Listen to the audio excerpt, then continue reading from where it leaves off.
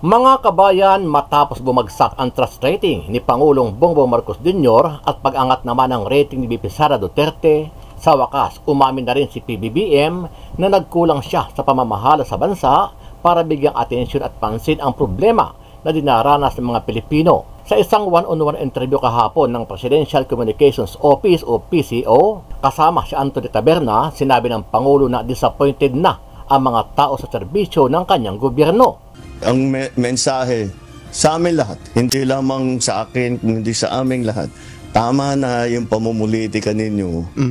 At kami naman ang asikasuhin ninyo. Tama rin naman eh. Yan naman talaga ang dapat natin ginagawa. Disappointed ang tao sa serbisyo ng gobyerno. Hindi nila nararamdaman at masyadong mabagal ang galaw ng pagbubuo ng mga project na hindi pa nila maramdaman. Dagdag pa ng Pangulo na napansin niya na hindi nararamdaman ng bawat Pilipino ang mga malalaking proyekto na kanyang inuuna, kaya mas pag-iibayuhin pa raw niya ang mga maliliit na project kung saan ay mararamdaman agad ito ng taong bayan. Ito talagang na-realize ko na hindi natin nabigyan ng sapat ng atensyon yung mas maliit na bagay, yung para maging masagbaginhawa ang pang-araw-araw ng buhay ng tao. Yung pila sa tren, yung traffic, yung mga ganyang klase, para naman mas maginhawa ang buhay ng tao. Kasi iniisip ko, hindi, pag pinaganda natin yan, gaganda rin. Eh, anong gagawin natin ngayon habang inaantay immediate, na? Anong gagawin natin ngayon? Ayun ang talagang bibigyan natin ng atensyon ngayon. Dahil dito, inamin din ni PBBM na handa siya makipagkasundo sa pamilya ng mga Duterte anumang oras. Katwiran ni PBBM na papansin ng mga tao na puro pamumulitika lang ang inaatupag ng kanyang gobyerno at kampo ng pangalawang Pangulo. Kaya dapat ito mabigyan ng aksyon para maibaling naman ang atensyon ng kanyang gobyerno sa problema ng bayan. Ako, ayaw ko ng gulo. Gusto ko makasundo sa lahat ng tao. Mas maganda, marami na akong kaaway. Hindi ko kailangan ng kaaway. Kailangan ko kaibigan. Ako, ang habol ko ay yung stability, peaceful, para magawa namin yung trabaho namin. Kaya ako, laging akong bukas sa ganyan. I'm always open to any approach na, alika, magtulungan tayo. Diba? Kahit hindi tayo magkasundo sa polisiya, hindi tayo magkasundo. Gawin nyo yung trabaho pero huwag na tayong nanggugulo. Samantala, kaugnay naman sa napipintong impeachment kay VP Sara Duterte, sinabi ni PBBM na ipapaubayan na lang niya sa Senado ang usapin kaugnay dito at hindi siya makikialam. Yung impeachment, nasa Senado na yan. Pabayaan natin sila, may proseso yan. Pabayaan natin ang proseso. Ako, basta ang nasa isip ko, tapos ng eleksyon, balik sa trabaho. Gawin na natin lahat with the new lessons learned. Sa kabila nito, nagpahayag naman ng pagsuporta si Senator Rodante Marcoleta dito sa pamilya ng mga Duterte, partikular kay VP Sara. Ayon kay Marcoleta, kung siya ang tatanungin, hindi na dapat ituloy ng Senado ang impeachment trial kay VP Sara Duterte dahil lilikha lang ito ng matinding away sa pagitan ng mga Marcos at Duterte. Alam mo, itong dapat na mabigyan ng din sa kanila, maintindihan nila na walang patutunguhan yung pag-aaway-away. Yan ang gusto kong bigyan ng din. Sa una pa lang na pagkakataon siguro na pag-usapan natin ng impeachment. Ayon sa mambabatas, may mali sa proseso at basihan ng mga kaso laban sa pangalawang Pangulo. Kung ganito anya ang kaso, kailangan anyang pagdebatehan muna kung kinakailangang ituloy o hindi ang paglilitis. Kapag dating sa 20th Senate, halimbawa, magkakaroon na dyan ng diskusyon. Magkakaroon dyan ng debate, palagay ko. Hindi ko malaman paano ilalaban na ang impeachment na isinulong ng 19th Congress ay parang ganun na lamang, itutuloy mo na lamang sa 20th Congress ng walang kaukulang mga batas na maaaring mapagsaligan. Dito lang ay gusto ko nang tapusin. Dito lang kailangan na nating pagtalunan. Dapat mo bang i-turn over sa 20th Congress yung ginawa ng 19th Congress? Yan ang issue dyan eh. Ayon naman kay VP Sara Duterte, tanggap na niya kung matuloy man ang impeachment trial laban sa kanya. Dagdag pa nito na anuman ang maging hatol sa kanya, guilty man or not guilty, ipapaubayan na niya ang lahat sa kanyang legal team at mga abogado. Wala akong expectations of acquittal or a verdict guilty. Basta sa akin lang ay tinanggap ko na kung ano yung magiging verdict. Whether guilty man yon or acquittal, I'm already at peace. At hindi ko alam kung paano boboto ang mga senators. If at all there will be a trial, I think it is wrong to start counting votes now because they haven't seen evidence yet. They haven't seen what the prosecutors have. They haven't seen what our defense is. Ano ang masasabi mo dito, kabayan? Totoo kaya at handa na ba talaga si Pangulong Bongbong Marcos Jr. na makipagkasundo sa mga Duterte? Ito ay sa kabila ng napipintong impeachment kay BP Sara at pagpapadala niya sa ICC dito kay dating Pangulong Rodrigo Roa Duterte. Sama-sama nating panoorin ang buong video at pakicomment nyo po ang inyong mga reaksyon at sariling opinyon. Pero bago yan, sa mga hindi pa po nakasubscribe sa ating channel na Kabayan News PH, pakipindot po ang subscribe button at pakiclick na rin ang notification bell para lagi kayong updated sa mga bagong upload natin na legit at napapanahong balita. Maraming pong salamat. Kumusta po kayo, Mr. President? Mabuti naman. Opo. Anong realization nyo na ganito po ang naging resulta po ng eleksyon? May kinalaman po sa administration slate. Para sa akin, I have two conclusions dito sa election. Una, nagsawa na ang Pilipino sa politika. Sawan-sawa na sa politika. Ang mensahe sa amin lahat, hindi lamang sa akin, kung hindi sa aming lahat, tama na yung pamumulitika ninyo. At kami naman ang asikasuhin ninyo. Tama rin naman eh. Yan naman talaga ang dapat natin ginagawa. Kaya mabuti. Tapos na yung eleksyon. Tama na yung politika. Tama na yung politika. Maggawin na natin lahat ng kailangan gawin. So nagsawa ang tao. Ano po yung pangalawa? Yung pangalawa, disappointed ang tao sa serbisyo ng gobyerno. Hindi nila nararamdaman at masyadong mabagal ang galaw ng pagbubuo ng mga project na hindi pa nila maramdaman. Palagay ko ang nangyari dyan, dahil nung bago akong upo, sabi ko ayokong mangyari na business as usual. Dahil walang mangyayari sa Pilipinas. Hanggang doon na lang tayo. Hindi tayo aalsa. Sabi ko, kailangan natin baguhin ito. Kaya tinignan ko yung malalaking mahihirap na proyekto na long-term ang magiging effect. Yun ang trabahuhin natin. So, tinrabaho namin. Kaya ang lalaki, yung mga project na ginawa namin priority, yung mga tourism, yung mga health, yung mga puro malalaking proyekto.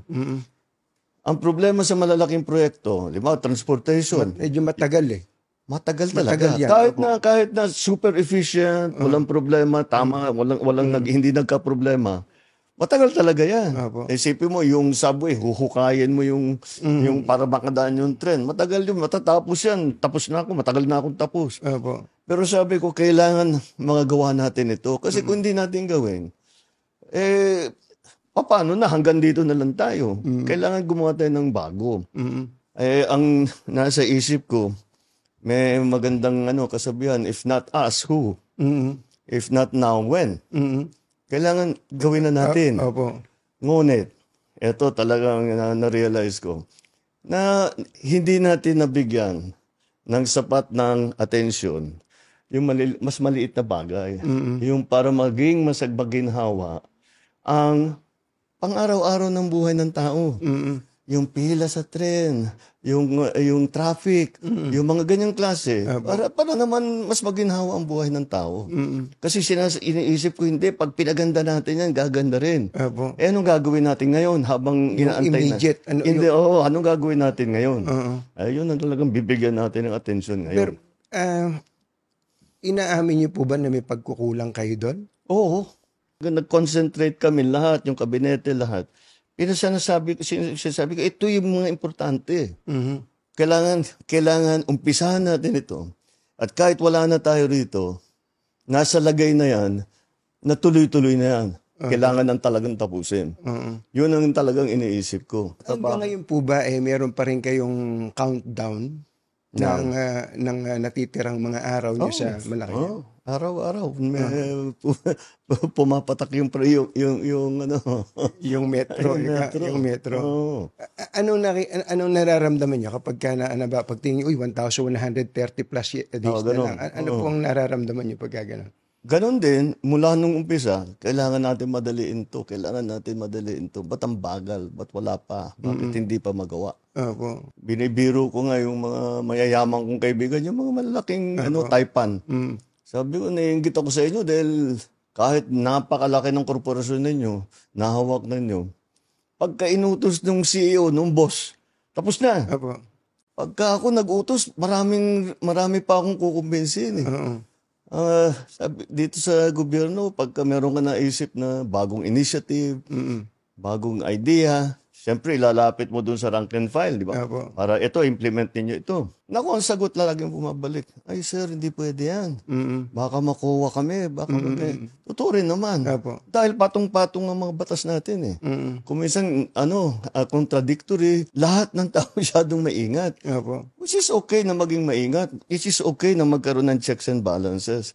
Pero wag naman maging paralysis doon sa bureaucracy. Nararamdaman ko po sa inyo yung frustration niyo, no? Na may gusto kayong gawin pero hindi niyo magawa.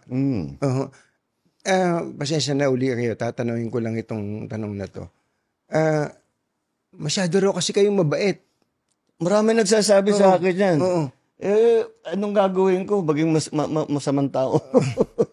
Hindi ko naman mababago yung ugali ko.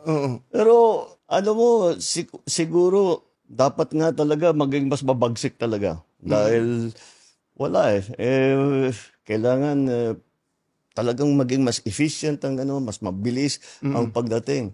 Kasama na siguro yan sa eleksyon namin dito sa naging eleksyon nakaraan. Pasensya na kayo uli, bagamat ang gusto nyo sana wag na munang politika bago lang natin iwanan yung eleksyon. Can you categorically say na ayaw nyo po ng impeachment? Yung impeachment, nasa Senado na yan. Pabayaan natin sila, may proseso yan. Pabayaan natin ang proseso. Ako, basta ang nasa isip ko, tapos ng eleksyon, balik sa trabaho. Gawin na natin lahat. With the new lessons learned. Papasok na po kayo sa second half, kumbaga sa basketball. Papasok na sa second half. Binabanggit nyo kanina yung mga kailangan ng tao, yung agad-agad. Ako din po, yun din po ang nakita ko na agad-agad.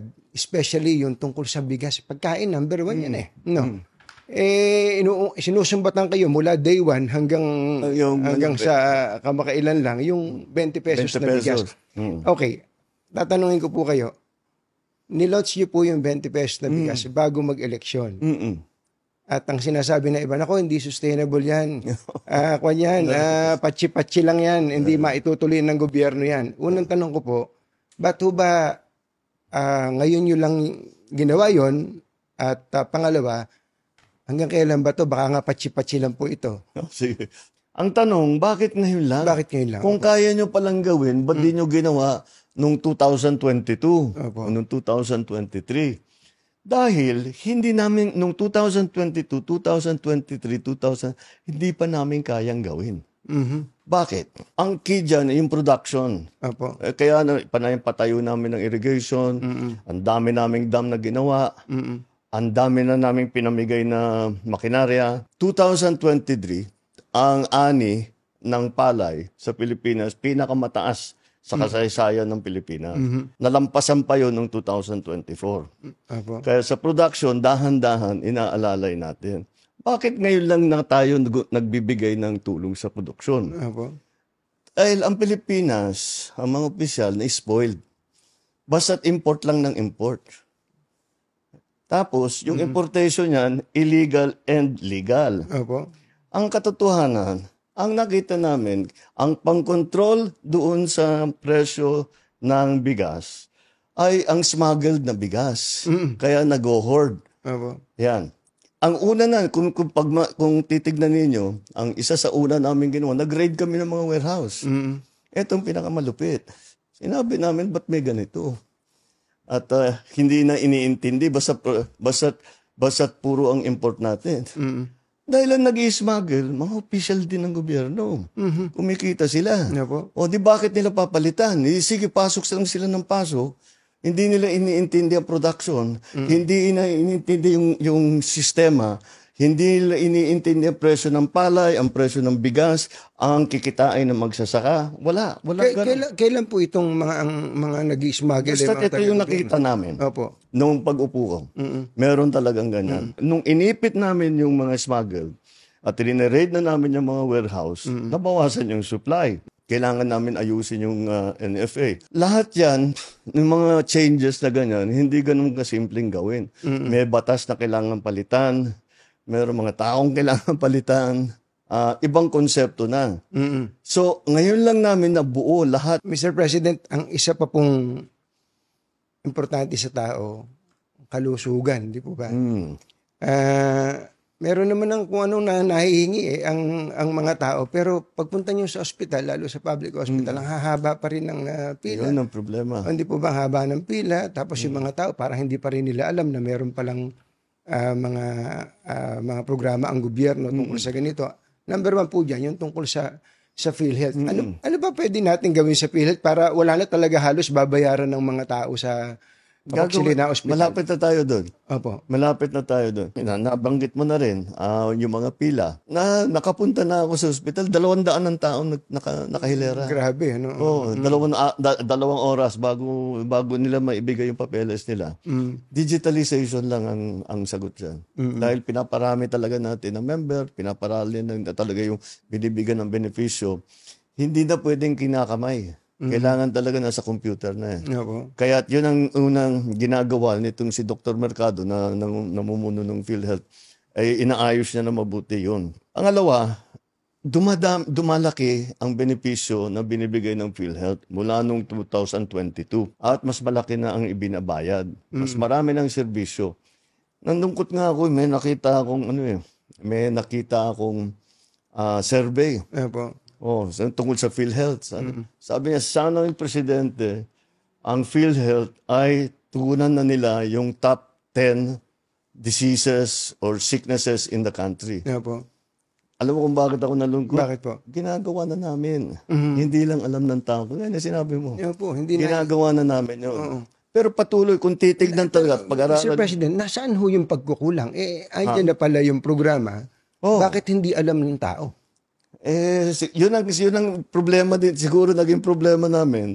Dahil yung tao, kasama na rin yata sa analysis dito sa eleksyon. Hindi alam ng tao yung ginagawa namin.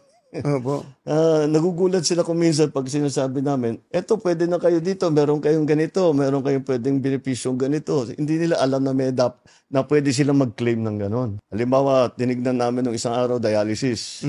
Sabi ko, ba di natin pwedeng libre? Libre lahat. Kasi may binabayad pa yung nagda-dialysis. Tama po. Paano gagawin yan? So, tinitignan namin yung numero. Kung ano yung pondo ng PhilHealth para diyan, ano ba ang pwede nating ibigay? Sa cancer, milyon-milyon na ang binibigay nating tulong. Siyempre, yung mga buntis, yung mga common, hindi na natin dadalhin pa sa ospital yon. Kaya nagbukas tayo ng Bukas Centers. Ang Bukas Centers, yung bagong urgent care ambulatory services. Yun ang Bukas Center. 24/7 yan. Hindi nagsasara. At yan, yung mga simpleng bagay. Para hindi na kailangan pumunta sa malalaking ospital. Habang pinakikinggan po kayo, halimbawa, yung nabanggit nyo yung parang digitalization, para mabawasan ng pila. Ako meron po akong isang naisip, baka lang pwede nyo consider. Para matigil tong pila-pila na yan. Kasi nga, nakakalungkot na yung iba, ma-absent pa sa trabaho para lang makapila. Yung kamag-anak nila, pumipila. Meron po tayong PhilHealth. Meron tayong DOH. Nahihingan po ng tulong yan. May DSWD, pagka may sakit. May PCSO. At pagka nakachamba ka pa, merong guarantee letter pa yung congressman kaya halos wala nang binabayaran talaga. Kaya lang, 5 yung pipilahan mo. Oo nga. Pwede po bang magpatayo na kayo ng isang pipilahan na lang kung hindi man kailangan para diretso na po ang tao para tutulungan mo din lang yung tao, wag mo na silang pahirapan. Lahat yan, ang problema talaga, Mm-mm. old style ang ginagawa eh. Opo. Yun na nga, di kamay. Opo. Kaya, yun, meron tayong mga app, e-gov app na ganun. Mm-mm. So, ginagawa namin, hanggat maaari, huwag ka nang pupunta sa kahit na anong opisina, doon ka lang sa bahay mo. Mm-mm. Now, kasama doon, kailangan may internet. Opo. Kaya pinapalawak din namin ang internet coverage para yung mga nasa island, yung mga nasa malayo, napakahirap para sa kanila. Opo. Tapos pupunta ka sa isang opisina, sasabihin, sige, ayos na ito, stamp. O anong next? O bumalik ka. Kailangan mong puntahan yung isang opisina. Uuwi yun, babalik na naman doon. Isang linggo yun. Hindi mo naman pwedeng iwanan yung bata. Opo. Sino mag-aalaga? Sino magluluto ng hapunan ninyo? Di ba? Yun ang Kaya yung internet malaking tulong yan. Talaga ang dream ko na lahat ng serbisyo ng gobyerno hangga't maaari, yung payment sa gobyerno, pati payment ng gobyerno sa iyo, Opo. yung pag-apply ng kung ano-ano, gagawin natin by computer para hindi na mahirapan ang tao. Hindi na kailangan bumiyahe ng kalayo-layo. Opo. Napaka-importante po nun. Pero ang isa pa pong importante at tingin ko ay naririnig nyo rin, yung may kinalaman po sa peace and order. Oo nga. Hindi magre-report sa inyo yung pulis. Sasabihin ng pulis, bumaba ang antas ng krimen, ni-report ni ganito, bumaba wala na yung ganitong mga hold up, etc. Pero pagpunta mo tinanong mo yung tao, ano ba pakiramdam mo? Naku, hindi na ako makapaglakad ng gabi. Yung anak kong estudyante, hindi makalakad, makahablutin na lang dyan. Parang may disconnect, Mr. President. Kung gano'n ang pakiramdam ng tao, kailangan talaga natin tugunan. So, ang una namin ginawa, inutusan ko silang ng DILG at saka Chief PNP. Sinabi ko sa kanila, dapat laging may nakikita na pulis na naglalakad. Opo. Kasi pagtagal ng panahon, nakikilala mo na yun eh. Opo. Di kang maging kaibigan yung pulis para pag nakita, may safe kami rito. Nandun si Sergeant ganito ganyan eh. Kailangan ang pakiramdam ng tao, laging may pulis dito. Opo. Pag may pumutok dito, may tatakbo na yan. Wala pang 5 minutes, may tatakbo na rito dyan. Sir, wala ba kayong sisibaking gabinete ngayon? Kasi marami pong, parang the people are lusting for blood eh. Parang ganun po eh. Yun yung pinag-uusapan natin kaninang, baka dapat mag-sample kayo para kayo katakutan din po. Baka mangyari yan. Dito nga, sa ginagawa namin performance review, yun ang warning ko sa kanila, and that's what we will have to look at again. Kung talagang may nagkukulang o corrupt, kung talagang masyadong mabigat yung kanilang kasalanan, kasuhan na namin. Tignan natin kung ano maging resulta nitong performance. Ang bait nyo, sir. Ha? Ang bait nyo talaga. Bakit? Palagay ko naman, kung happy kayo sa iba, meron kayong hindi kayo happy sa iba dyan eh. Yung mga hindi ako happy, tinanggal ko na. Wala na bang tatanggalin?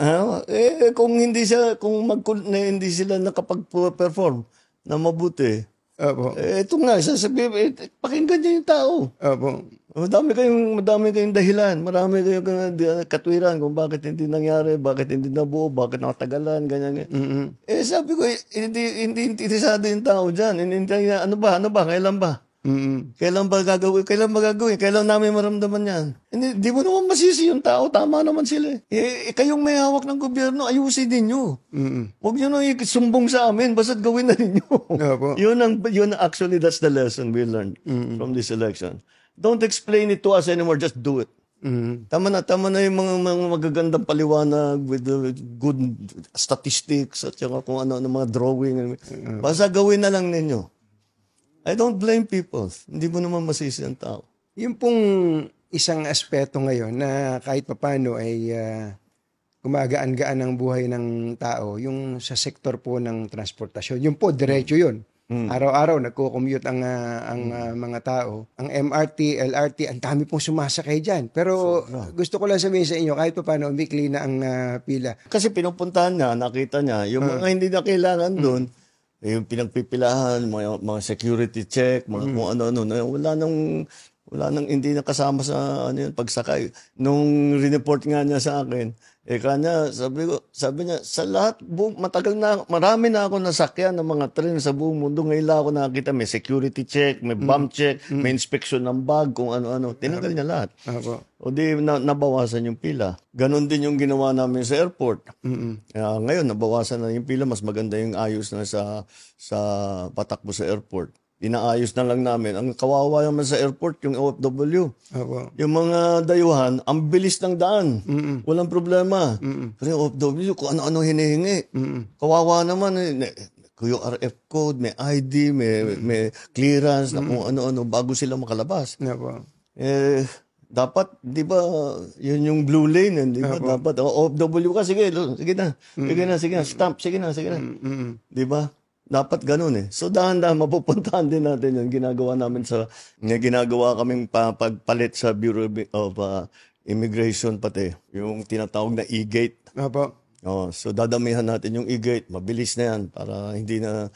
Yun ang pinag-usapan ko, yung maliliit na para siguro, kung nasa, iniintindi mo lahat ng iba't ibang sistema, maliit na bagay lang. Pero hindi eh. Nararamdaman ng tao yun. At yun ang hinahanap nila eh. So, ibigay natin sa kanila. Mr. President, kayo po ba, sa puso ninyo, gusto niyo bang makipagkasundo pa sa mga Duterte? Oo. Ako, ayoko ng gulo. Gusto ko makasundo sa lahat ng tao. Mas maganda, marami na akong kaaway. Hindi ko kailangan ng kaaway. Kailangan ko kaibigan. Kagaya na sabi ko sa'yo, pagka... hindi ko... Magko-confess ako dito. Pwede naman po, para akong pari po nito ngayon po. Ewan ko, kahit hanggat maaari, ako, ang habol ko, yung stability, peaceful, para magawa namin yung trabaho namin. Kaya ako, laging akong bukas sa ganyan. I'm always open to any approach na, alika, magtulungan tayo. Diba? Kahit hindi tayo magkasundo sa polisiya, hindi tayo magkasundo. Gawin nyo yung trabaho, pero wag na tayong nanggugulo. Wag na natin, tanggalin natin yung gulo. Grabe, no? Parting shot nyo na lang doon po sa mga kababayan natin na siguro ay somehow nabawasan po ng pagtitiwala sa inyo para mabalik po yung tiwala nyo sa kanila. Ano po yung gusto nyo sabihin sa ating mga kababayan? Well, asahan nila na tayo naman, kahit nasa matataas na posisyon, asahan nila, lagi kaming nakikinig. Lagi kaming nakikinig sa kanilang hinain, sa kanilang nagiging problema. At tinahanapan natin ng long-term solutions. At ngayon, talagang ipamadaliin na namin yung immediate solutions na pwedeng gawin kaagad. At yun ang mararamdaman ng taong bayan mula ngayon. Mr. President, salamat po. Salamat ka. Thank you.